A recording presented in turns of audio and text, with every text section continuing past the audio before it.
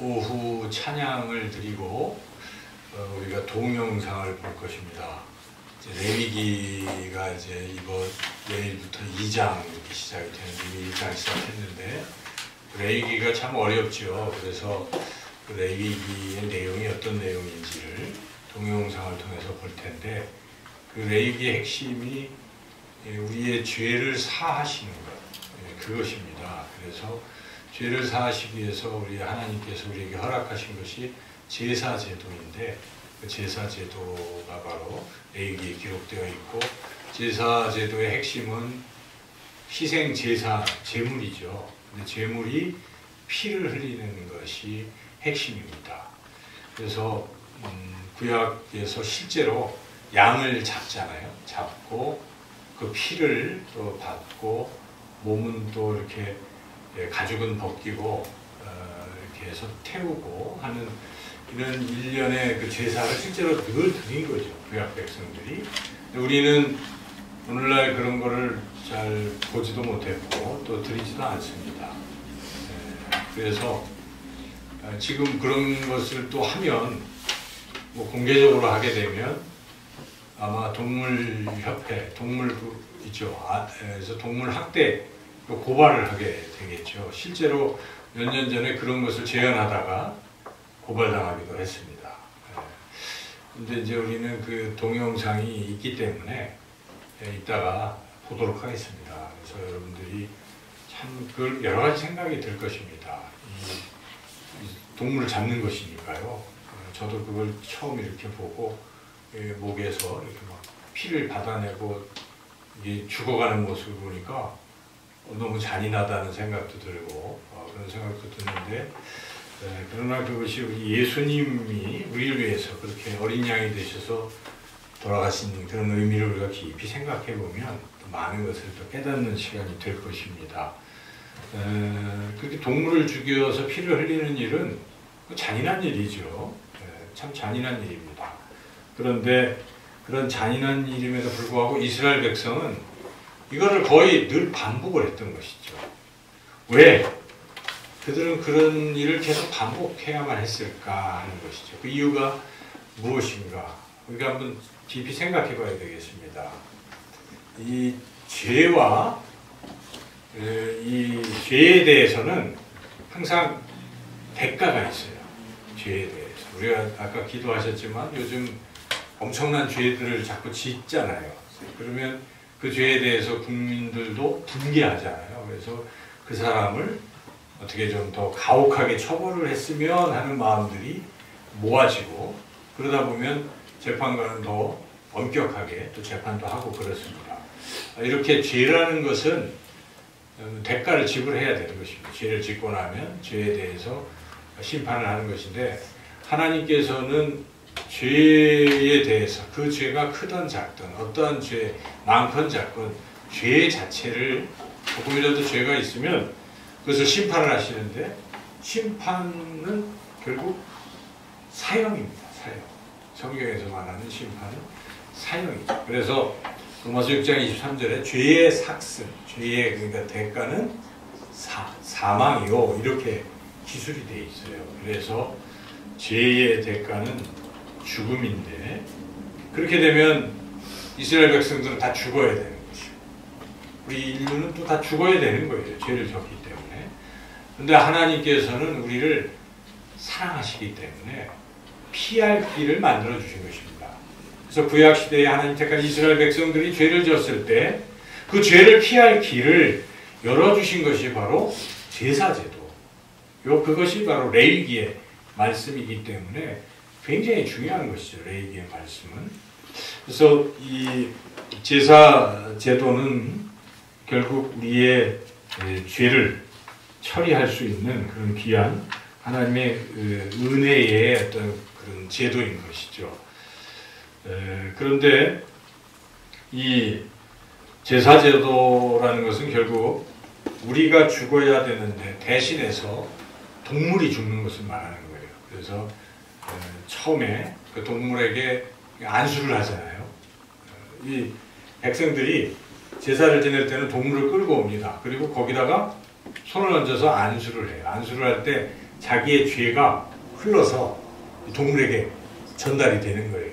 죄의 전가라고 하는 것인데, 그래서 동물이 내 죄를 다 갖고 죽는 것입니다. 그럼 죄에 대한 심판이 이루어지는 것이죠. 그게 제사 제도인데, 근데 동물이 진짜 죽었는가 안 죽었는가를 어떻게 알 수 있겠습니까?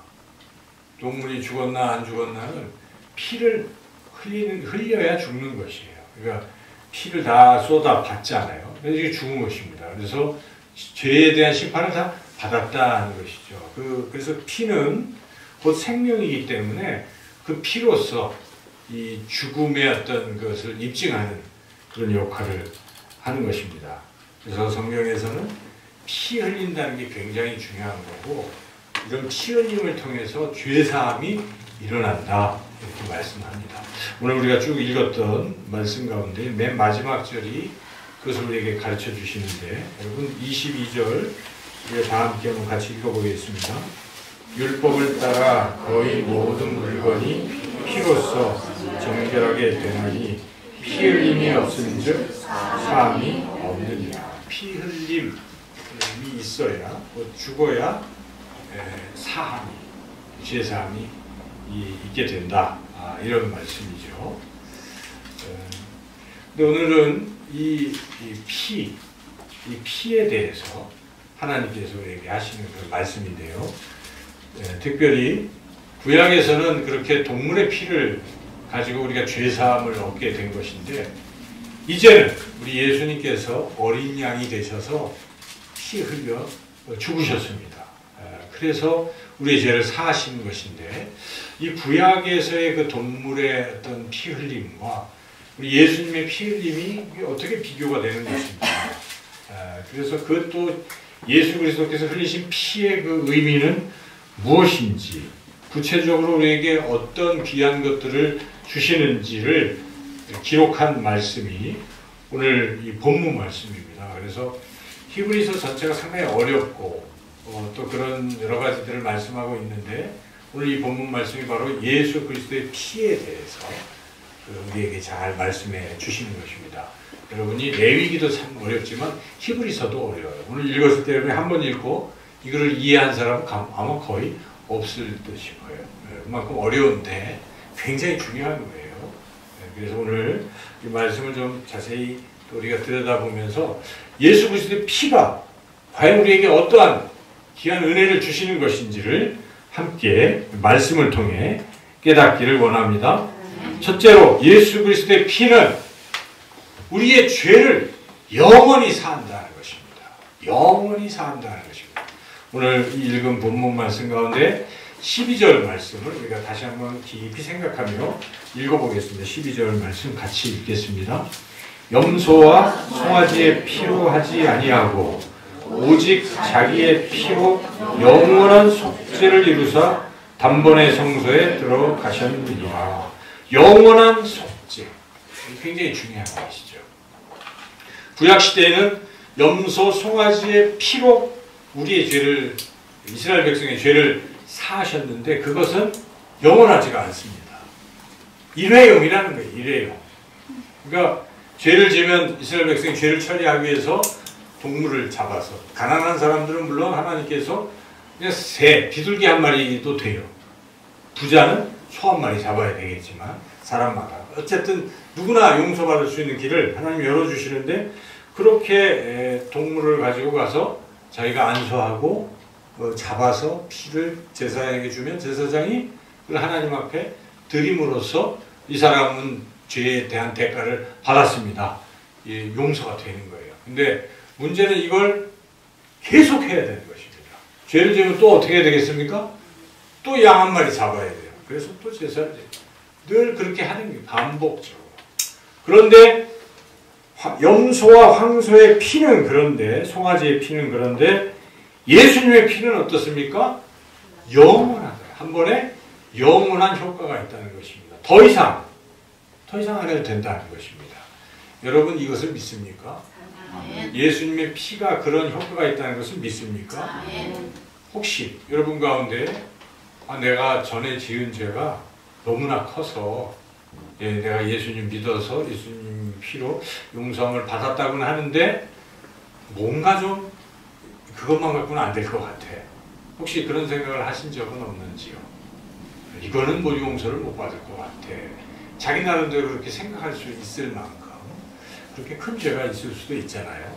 세상 오늘 우리가 신문지상에 지금 어떤 한 분이 정말 천인공노할 죄를 졌어요. 우리가 그 죄는 죽어도 용서함을 받을 수 없을 것이라고 우리가 생각해도 하나님이 보시기에 그분이 만약 하나님 앞에 죄를 진심으로 뉘우치고 회개한다면 그 죄도 용서함 받게 될 줄로 믿습니다.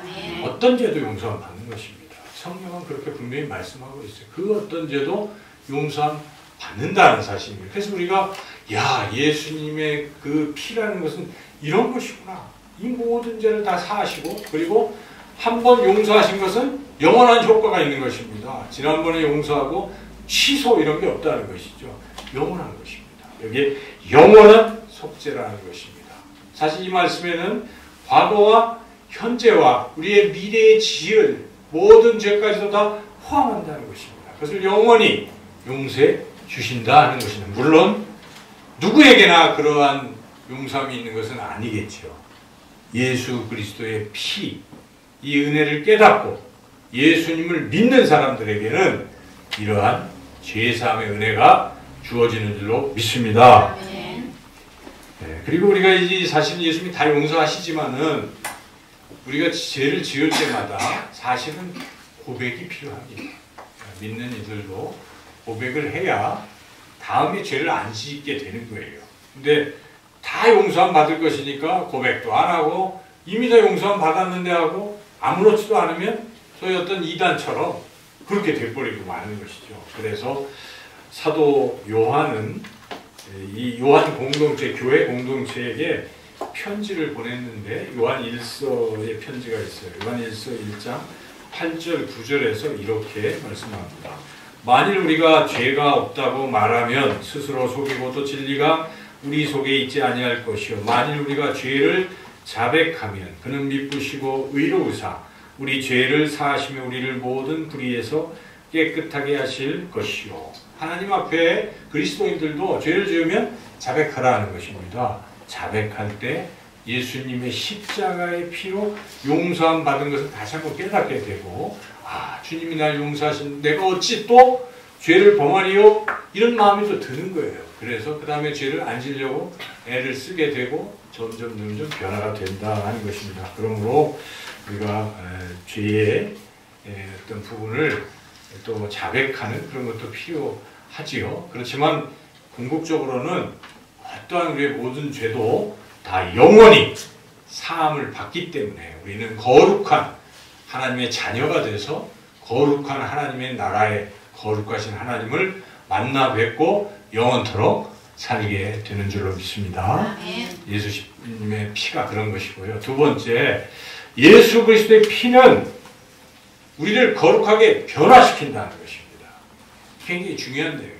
변화시키는 것이죠. 거룩하게. 그래서 오늘 본문에 이어지는 13절, 14절 말씀 같이 한번 읽겠습니다. 염소와 황소의 피와 및 암송아지의 죄를 부정한 자에게 뿌려 그 육체를 정결하게 하여 거룩하게 하거든 하물며 영원하신 성령으로 말미암아 흠없는 자기를 하나님께 드린 그리스도의 피가 어찌 너희 양심을 죽은 행실에서 깨끗하게 하고 살아계신 하나님을 섬기게 하지 못하겠느냐.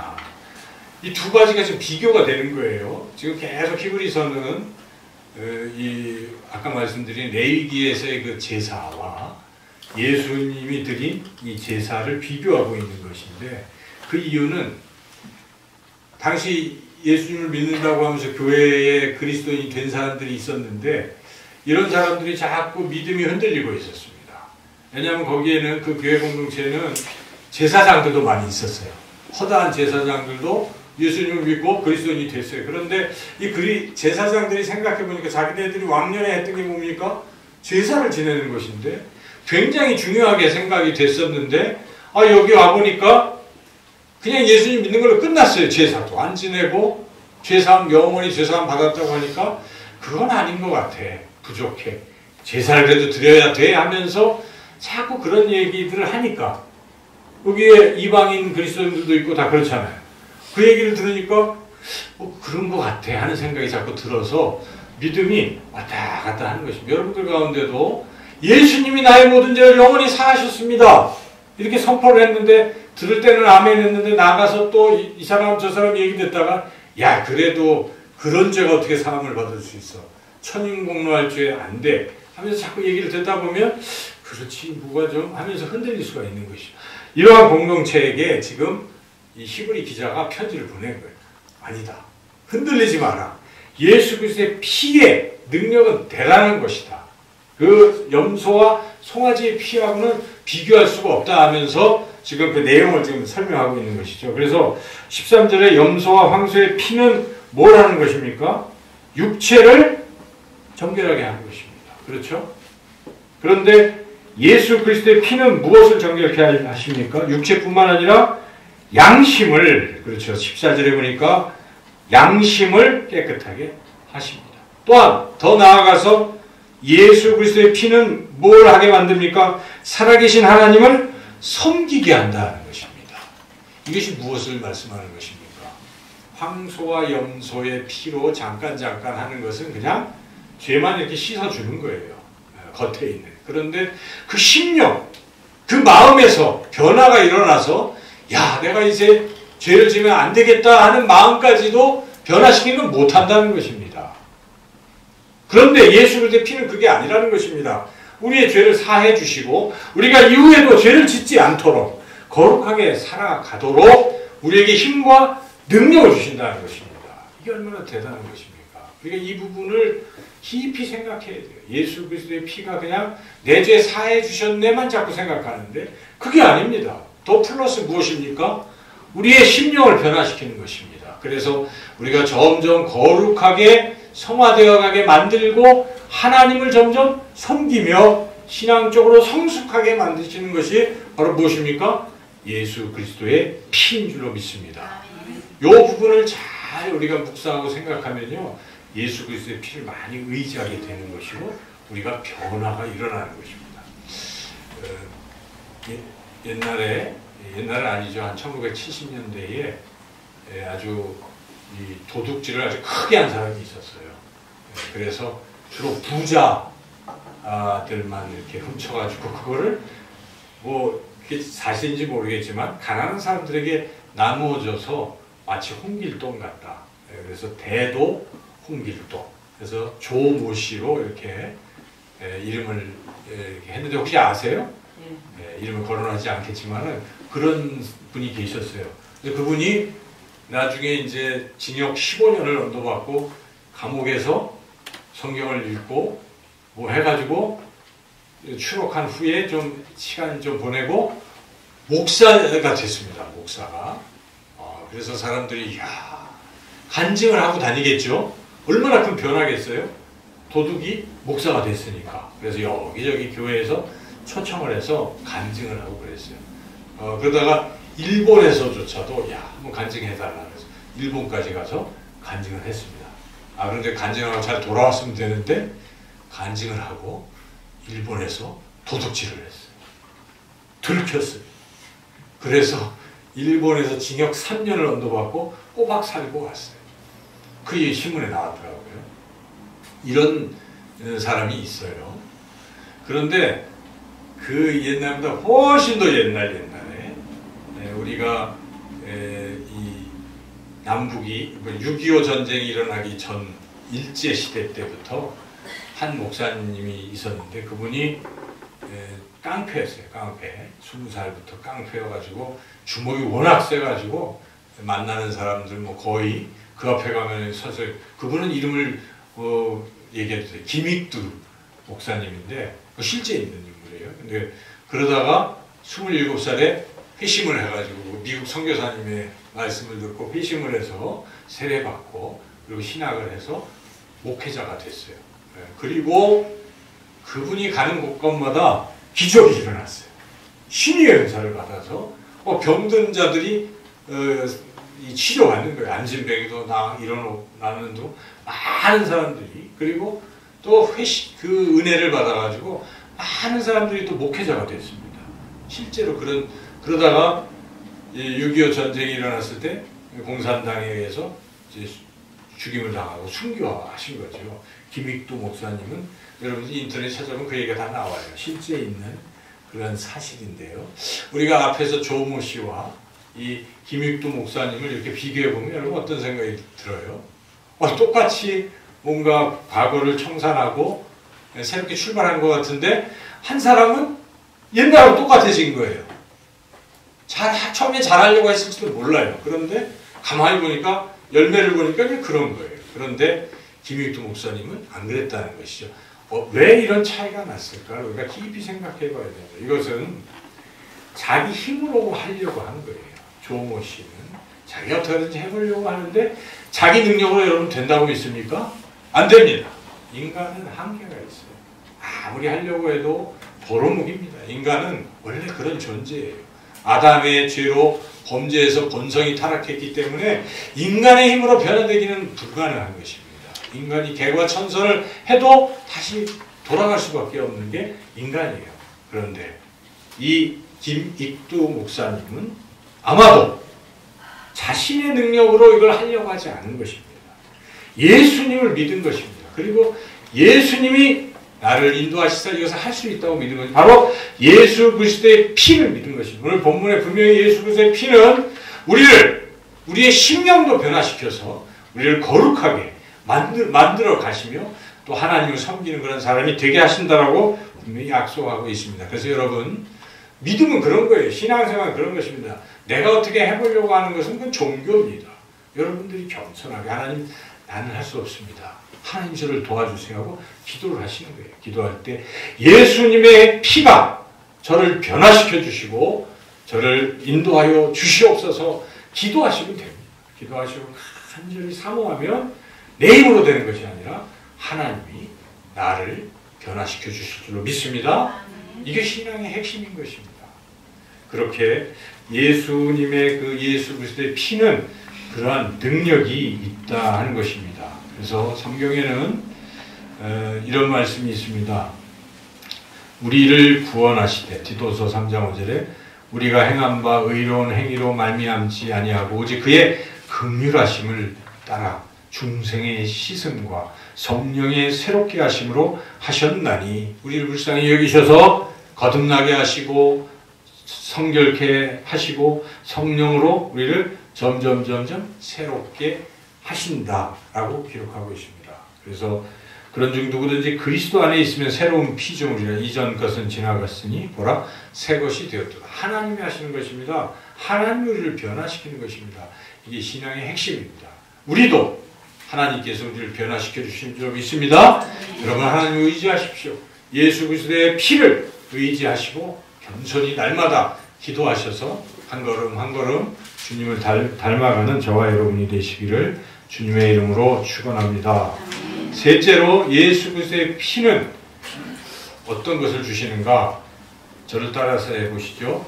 영생의 보증수표이다. 예수 그리스도의 피가 뭐라고요? 영생의 보증수표. 보증수표는 무엇입니까? 이것만 있으면 다 되는 거예요. 그렇죠? 은행에 가서도 이 수표 내밀면 현금으로 바꿀 수가 있어요. 그죠? 굉장히. 그러니까 우리가 이 영생을 얻었는지 안 얻었는지 어떻게 알 수가 있어요?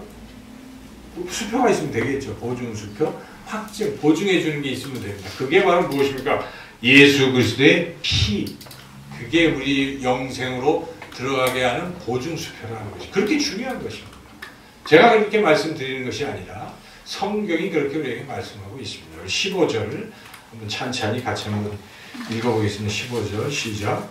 이로 말미암아 그는 새 언약의 중보자시니 이는 첫 언약 때에 범한 죄에서 속량하려고 죽으사 부르심을 입은 자로 하여금 영원한 기업의 약속을 얻게 하려 하심이라. 예, 여기 예수님께서 영원한 기업의 약속을 주신다 이런 뜻이잖아요. 이것은 우선 우리가 먼저 영원한 기업이 뭔지를 생각해 봐야 되겠습니다. 영원한 기업, 여러분이 성경을 읽다가 기업이라는 단어가 나오잖아요. 그럼 이게 무슨 뜻일까? 기업은 땅이라는 뜻입니다. 땅. 상속할 땅 같은 게 기업이라는 뜻인데 이 구약 성경에도 기업이라는 게 있어요. 땅을 누가 받습니까? 하나님의 백성들이 땅을 받습니다. 출애굽할 때는 그냥 탈출만 했지 살 땅이 있었습니까? 없었습니까? 없었잖아요. 아무것도 없는데 우리가 이제 성경을 계속 읽어나오면 민수기에 가면은 땅 분배가 일어나는 것이죠. 가나안 땅에 들어가는 것이에요. 그래서 기업을 얻어요. 12지파가. 그걸 기업이라고 하는 것입니다. 그래서 이스라엘 백성들은 그런 기업을 얻었는데 그 기업은 영원합니까? 일시적인 거예요. 그들이 나중에 그 땅을 어떻게 해요? 뺏깁니다. 어떤 사람은 가난해가지고 남한테 팔아가지고 없어지기도 하고 또 결국 그 백성 전체가 죄를 져서 다 쫓겨나서 어디로 가서 바벨론 포로로 끌려가서 땅을 잃어버렸잖아요. 일시적인 거. 그리고 이 세상에서의 땅이기 때문에 그 기업은 일시적이에요. 그런데 여기서 말하는 기업은 어떤 기업입니까? 영원한 기업이라는 것입니다. 빼앗기지 않는 영원한 기업. 그리고 이 기업은 우리가 받을 땅이에요. 받을 땅인데 그것이 바로 하나님의 나라라는 것입니다. 하나님의 나라예요. 결국 기업은 영원한 기업은 영원한 하나님의 나라를 말씀하는 것입니다. 영원한 하나님의 나라를 주시겠다고 약속하시는 것이에요. 그래서 영원한 하나님 나라에서 영원토록 사는 것을 우리가 영생이라고 하지 않습니까? 오늘 우리 제호랑 성경 공부를 하면서 영생이라는 단어를 제가 설명을 해줬어요. 영원한 생명. 아직은 잘 모를지 모르겠어요. 근데 이러한 영생을 얻게 된다는 것입니다. 영생을 약속하셨어요. 그런데 이 영생을 너 정말 얻는다는 것을 확증해 주신다는 거예요. 너는 영생을 얻었어. 보증해 주는 것입니다. 그 보증 이야기를 계속해서 하고 있는 거예요. 16절부터 길게 22절까지 사실 그 얘기인데요. 어려운데 제가 짧게 설명을 드리면 유언이라는 것을 지금 설명하고 있어요. 히브리서가 16절에. 근데 유언은 곧 언약하고 똑같아요. 여러분 뭐 각주도 붙어 있을 거예요. 헬라어로 보면은 똑같은 이게 그 언약이다. 이렇게 표현하죠. 디아떼께 이 말이거든요. 그래서 앞에서 15절에서도 언약, 새 언약의 언약이라는 이 단어가 16절에서는 유언으로 이렇게 표현하고 이 의미를 살리려고 한 것인데 유언이라는 것이 무엇입니까? 여러분이 죽어서 유언을 하잖아요. 죽기 전에. 근데 안 죽고 있으면 그 유언이 효과가 있어요? 아무 효과가 없어요. 안 죽고 있으면. 죽어야 효과가 있어요. 그래서 여기에 유언은 죽어야 효과가 있다. 17절에.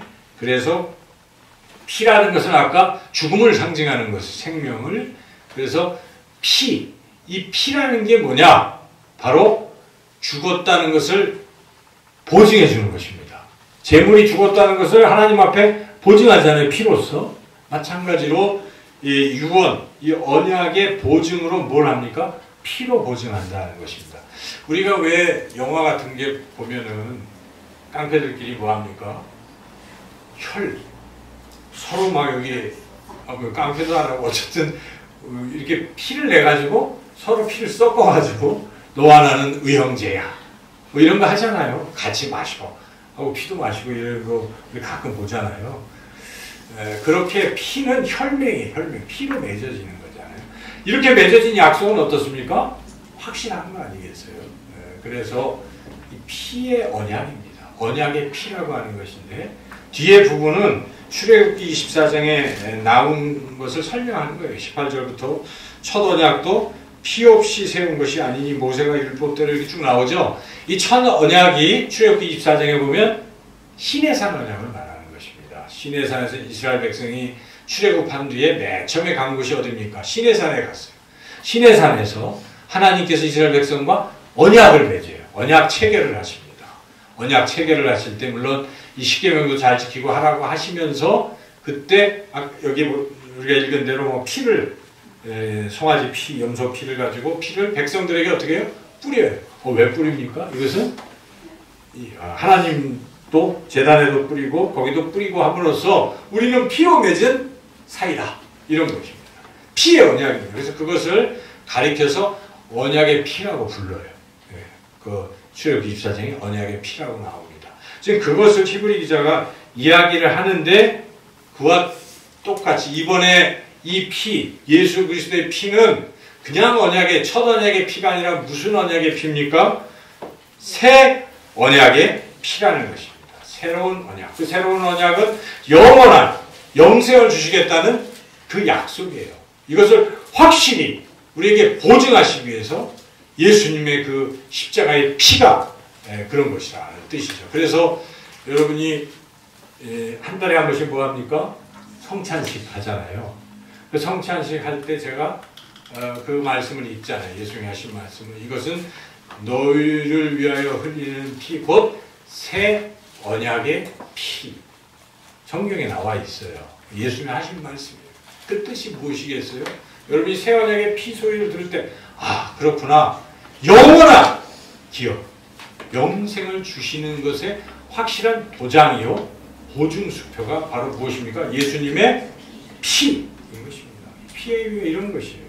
그래서 우리가 이 성찬식에 할 때요, 오늘 말씀을 듣고 이 새 언약의 피의 의미를 아시는 분들은 그냥 마시겠습니까? 감격이 있겠죠. 아, 이 피를 내가 마심으로 어떻게 되는 거예요? 이 피가 내 안에 있는 거예요. 그렇죠? 확실한 보증이 나는 있어요. 나는 영생을 얻었습니다. 그것을 우리는 떡으로도 표현해요. 영생의 떡이라고 하는 것인데 다 같이 어우러져 있는 거예요. 여러분이 예수 그리스도의 피 할 때 생각해야 돼요. 첫째는 내 모든 죄가 영원히 사함을 받는다는 그 놀라운 사실을 여러분 믿으시기를 바랍니다. 두 번째는 무엇입니까? 예수 그리스도의 피는 나를 단지 죄만 용서하시는 것이 아니라 실제로 그렇게 거룩하게 되도록 만드는 능력이라는 것입니다. 그리고 세 번째 마지막으로 예수 그리스도의 피는 결국 내가 죽어서 영원한 하나님 나라에서 영원토록 살게 하시는 보증수표라는 것입니다. 이렇게 예수 그리스도의 피가 중요해요. 그래서 여러분들 교회에 오시면 항상 우리 뭐 해요? 보혈 찬송을 하잖아요. 예수님 피가 너무 귀하니까 보배로운 피, 보혈 찬송을 끊임없이 하는 거예요. 그래서 보혈 찬송은 아무리 많이 해도 지나침이 없어요. 보혈 찬송을 할 때 우리는 믿음이 생기고 능력이 생기고 변화가 생기는 줄 믿습니다. 여러분 집에서도요, 찬송을 할 때 보혈 찬송을 신나게 부르시고 들으시고, 그래서 예수 그리스도의 피의 은혜 속에서 살아가시는 저와 여러분이 되시기를 주님의 이름으로 축원합니다.